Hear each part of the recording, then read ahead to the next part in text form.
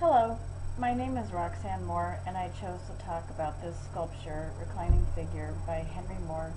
It's one of his first sculptures, and he sculpted it in 1938. This piece is now part of a permanent collection at the Tate Museum in Britain. It was originally commissioned by the architect Serge Chermayeff to be placed on the terrace of his home.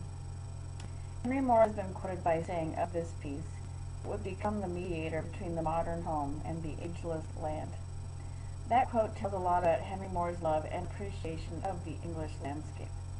History tells us that during the early 1930s, there was a rush to protect the English landscape from overdevelopment and industrialization. There was a strong desire by the English to recruit the help from the government to preserve the English countryside.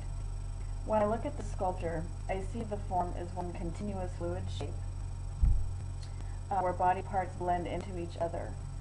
The undulating and rolling shapes of the body are similar to that of the rolling hills of the English landscape, which was really important to Henry Moore. Even the medium that Henry Moore used, which was a specific English stone known as Horton stone, speaks to the desire of the English preservation.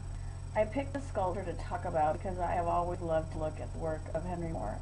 It amazes me how he captures the essence of the human being in a beautiful but simplistic way.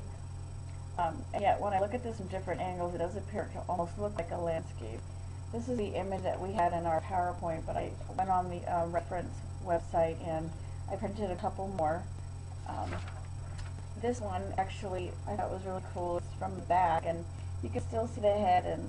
But if you had never seen the sculpture before, you might not know that it was a reclining figure, and it almost, at this point, takes on the quality of actually mountains or hills and the crevices and things that you would see in a landscape, and specifically in England.